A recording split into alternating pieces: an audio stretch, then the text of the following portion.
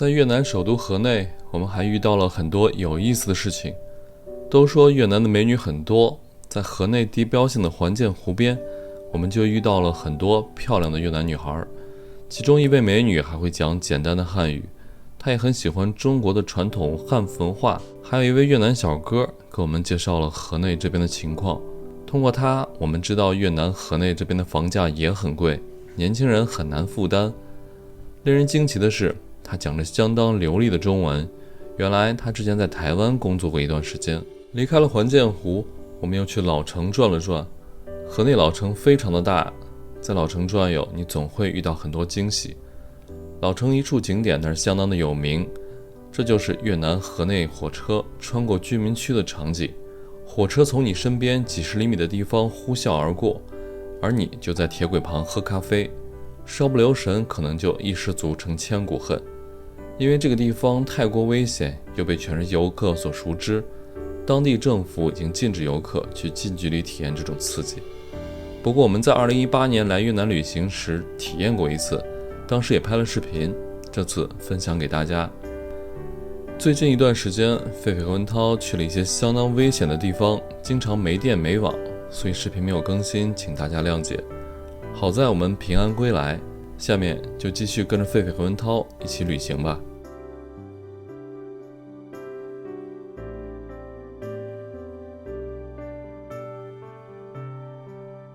狒狒在这边碰到2个会中文的越南男生。你在哪里学的中文啊？以前我在台湾工作的。以前在台湾工作过？啊，那你中文很好啊。没有。你是河内人吗？不是的，是旁边的河内。旁边的地方。哦。你开车旅游，对，我们是。感觉怎么样？啊？感觉怎么样？前2天有点冷，今天天气很好。天气很好。我觉得你们这边的人都很好。感觉那个越南人怎么样？这越南人怎么？很好啊，很善良，很热情，对游客很热情，而且河内很干净，很干净。你以前在台湾做什么工作？是工厂的。工厂，那边工资高吗？比较高。比这边高。台湾比较高。台湾比较高。那现在越南的工资大概有多少？比如河内。我大概知道了，1000万。1000万，就3000块钱。我知道了。那现在河内的房价大概有多少？很高，很贵。刚才我在湖边碰到了一位会说中文的越南小哥哥啊，他以前在台湾工作过，所以他中文还不错。我跟他聊了一下，有一个事情挺颠覆我的，就是河内的房价。他告诉我说啊，现在河内这边的房子，像这个位置叫环建郡，这个位置还不算最贵的，这块的房价1平方米折人民币要2万，然后最贵的那个区域在西湖区，那边的房价是3到4万。其实想想呢，毕竟河内作为首都啊，这个房价这个水平我觉得是正常的，但是这边人工资不是很高啊，他说工人的工资大概就是3000左右。毕竟是首都嘛，3000的工资，然后配这个房价还是，有点难买房。他跟我说他们现在都买不起房，房价很贵。但是，他同时又说呢，这边的公务员、政府工作人员工资还挺高。好漂亮呀！这姑娘穿的就是奥黛。他们也在湖边拍，你看那边那几位都是奥黛。对，难得啊，这姑娘这么冷的天还穿奥黛出来哈，哇，好美啊！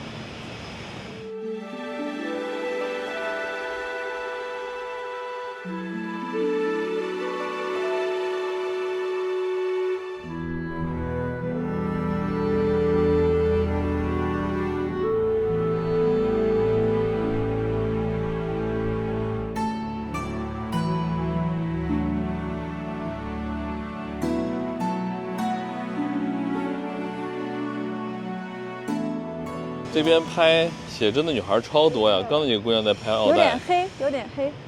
这边还有专业的摄影师也在拍，这是拍婚纱照的吧？你看，新郎也来了。啊，对吧？对。哇，好美啊！跟我们一样，对，我也拍一个。结婚前也会拍这样一组，对，要不然我们也租一个奥黛什么的来这儿拍一套。你有汉服吗？有啊，他有汉服。有，还有好多穿过好多汉服。哦。这个是娃。哇，好美啊！这个是唐装，唐朝的唐 Dynasty。哇，好看。唐朝。好看，好看。班兰带。你下次可以穿这个。我给你看啊，这个是中国的这个叫马面，也很好看。马面裙。啊，马面裙，那个是朝鲜的，这个。好看。哇，你有这么多粉丝！多少粉丝？关注一下，21000。哦。21000，21K。你汉语好好啊。现在我在工作。我们现在打出租车去巴亭广场的路上，这一片呢，路过的这个区域就是使馆区了，各个国家驻越南大使馆都在这儿。刚刚路过了印度驻越南大使馆，这个好像是乌克兰的大使馆，中国使馆也在这块区域，一会儿看看能不能找得到啊。这个是外交部，好像我刚才地图上看到了。在河内啊，这种米黄色的楼基本都是政府机构，就这种颜色的。哇，我们到了，这就是巴亭广场，算是越南的核心的一个区域了。巴亭广场。刚刚出租车司机把我们俩放在这个位置了，我打车的目的地是巴亭广场。那这个位置实际上是越南的人民大会堂啊，国会大厦在这里。那巴亭广场在哪里呢？大家看我的右手边。就是这里了，我们等一下需要过一个马路，因为这个地方呢也是整个河内啊比较核心的区域，所以我们去到这个广场里面是需要过安检的，好像说是不能拿水。等一下我们看那边游客多，我们往那边走走，我们从那儿进去。然后这个小黄楼就是越南的外交部了，都在这儿了。就这一片是集中了基本上河内这边比较高等级的这种政府机构全部在这里了。我们俩现在过了个马路啊，刚问了一下越南当地人，他们说这个巴亭广场是需要绕到后面那个方向去，那边有个安检的门，从那边才能进入到广场里面啊。现在只能从外面拍照。刚才我同时打听到了，这个刚刚我们说过了，是越南的国会大厦。那后面的那个米黄色那一片建筑啊，就是中央办公厅的位置了。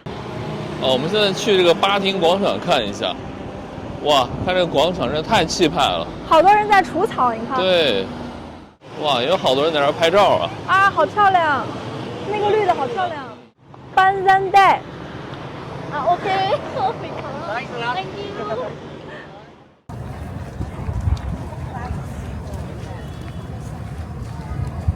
我们已经进来巴亭广场了，这边全世界各国人都有啊，这是日本的导游团、旅游团，然后旁边还有印度的。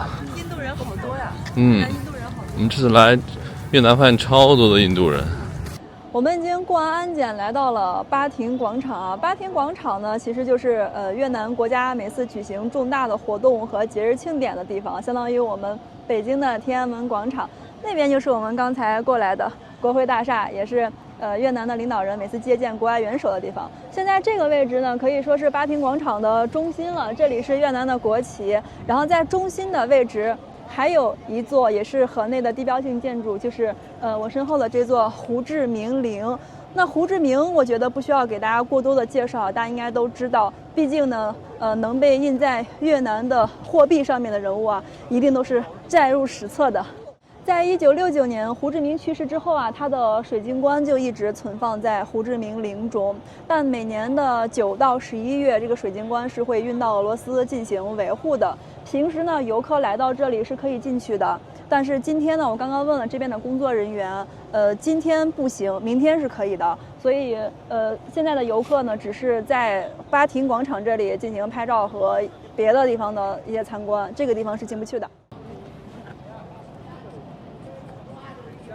我想问一下，这个标语是什么意思？Chủ tịch Hồ Chí Minh sập cho em nói lại em nói em。啊 ，OK，Thank you， 谢谢。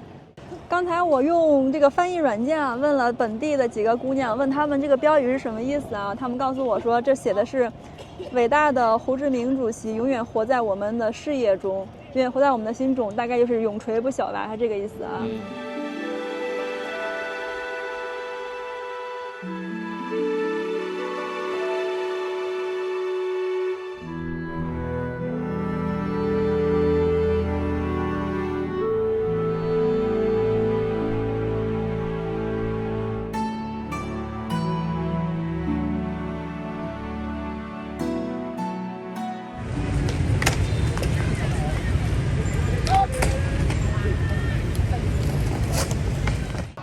我和狒狒现在来到了河内的列宁广场，在这个广场最中央啊，就有列宁的雕像。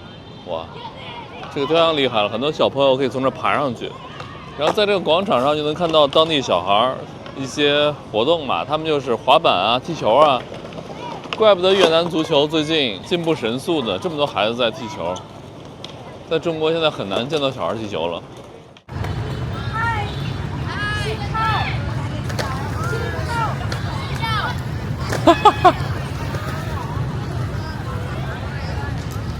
小孩挺可爱的。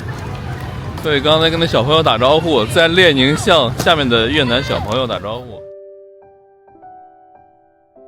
在越南河内有一条火车街备受全市游客的瞩目，因为火车高速穿过居民区而出名。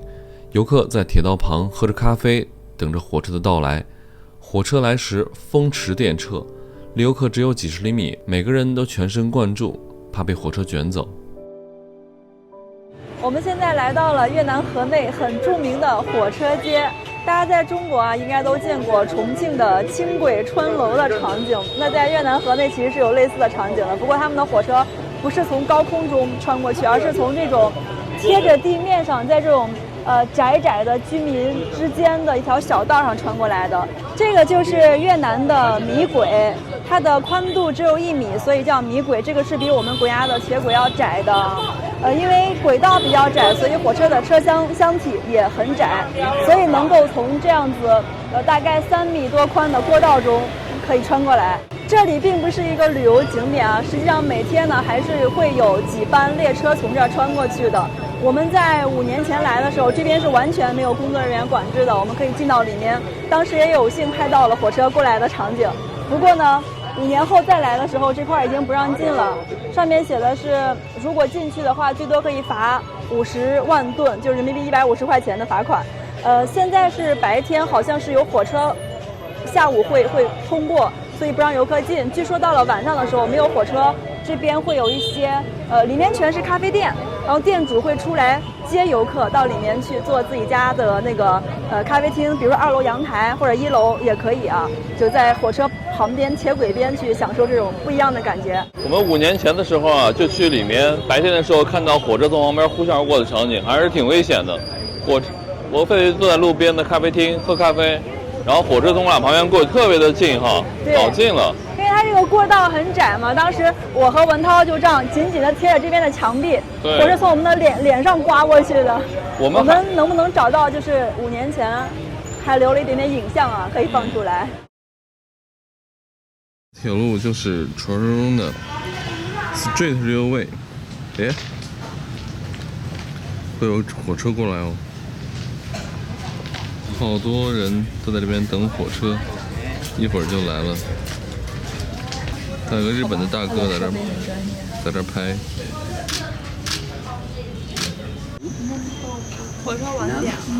看那边人都在等火车，好多人都在等火车呀。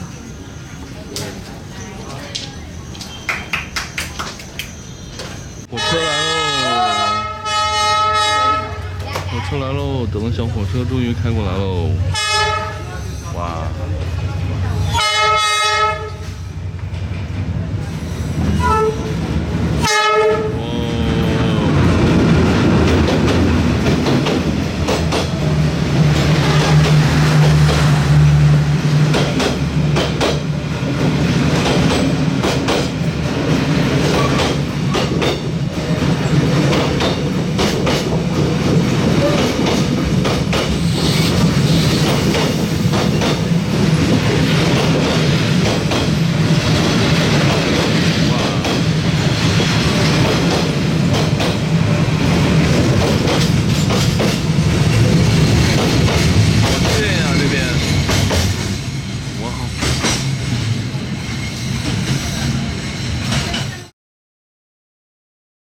我们还算胆小的。我知道为什么这边要封，因为很多就是一些人哈，别的地方游客哇，就站在铁轨上在那儿走，火车来了还在那边拍照。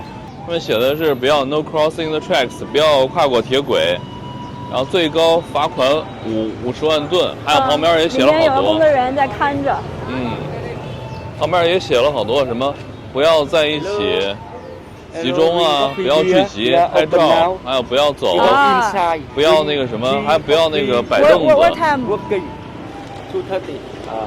2:30. 2:30? Yeah, 40 minutes train coming. Where is your shop? Yeah. Everything here allowed. Sit off at police cancel. Logo in. Konnichiwa. How much one person? How much? 100. 100 $1,000. Vietnam dong. 100 OK，就是100K 10万，一个人30块钱。一个人30块钱。对。Here close and police cancel. 我们等一下吧。Later, OK. Later. 我和狒狒刚才从火车街出来了，火车街这一块啊，现在表面上是不让进的，但是旁边有很多的当地人在拉人，是吧？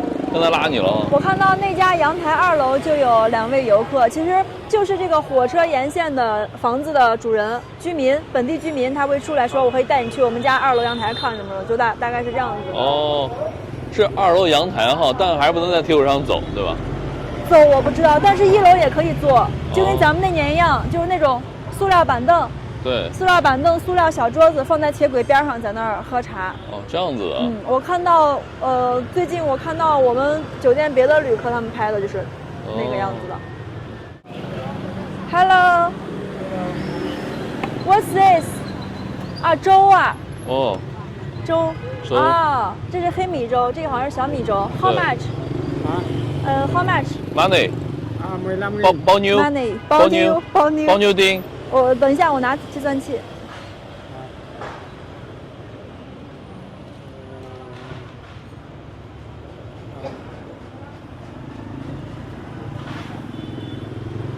15000。15000就是，4块5毛钱。对。Just 2 choice。那个人要的是黄的好像是小米粥，要不就玉米粥，我分不清。我想要黑色的黑米粥。哇，在越南还能喝到粥啊！你不喝吗？不喝，一个就可以了。1万。粥看起来好香啊！那你喝呀。OK。谢谢。黑米粥，感恩。感恩。它这个粥煮的还挺粘稠的，我以为是黑米粥，其实是八宝粥，里面好多东西。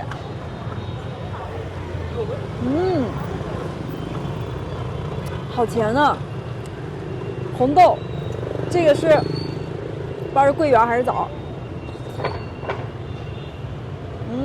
那感觉4块5也不便宜啊。不便宜。真的不便宜。就一点点哈。感觉跟我们的1线城市差不多了吧？反正西安可能也就3块钱。对，我觉得可能是看游客是不是多卖点儿。是吗？一般这当地人都是这样子的，看你国外的游客哈，语言都不通，都会多卖你一点的。我们总是水1块钱的水被卖3块钱，2块钱的水被卖3块钱这种的。但是挺好吃的。料挺足的。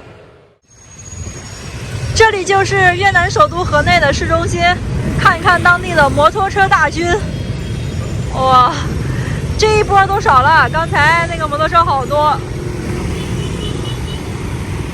摩托车比4轮的还是要多的。摩托车是越南人最主要的交通工具。不过他们的交通呢，虽然看起来很乱，但混乱中很有序。河内的虾皇饺还挺便宜的，我们点了这么一份儿，只需要4.2万吨，里面有4个。4.2万吨是多少钱来着？人民币12块多。我觉得反正比西安吃便宜一些。他们这是什么东西？辣酱吧。辣酱。我还从来没有放过辣酱。咱们平时吃这种早茶都是直接蘸点酱油啊。好辣，咸辣味儿。好辣，里面有剁椒，有生姜，好辣。现在对我来说，这种东西太香了。我来了之后，天天都在吃粉儿。